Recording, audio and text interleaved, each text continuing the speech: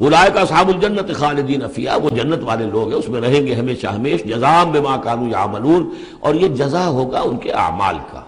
یہ بات کئی دفعہ میں نے واضح کی ہے کہ بندے کو یہ سمجھنا چاہیے، اور یہی بندے کہیں گے جنت میں داخل ہونے کے بعد بھی کہیں گے اللہ کے نیک بندے،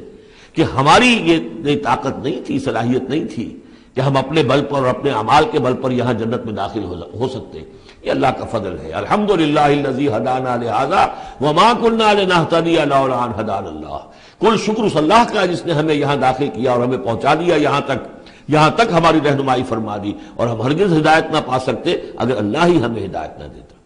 لیکن اللہ تعالیٰ بار بار کہتا ہے کہ ٹھیک ہے، لیکن یہ کہ تمہارے اعمال تھے، تم نے بھی محنت کی تھی، تم نے فیصلہ کیا تھا،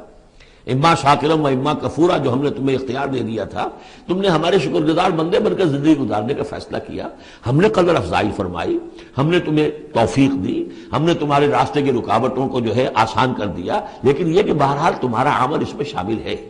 جزاء بما کانوا یعملون، یہ در حقیقت بدلہ ہوگا ان کے اعمال کا۔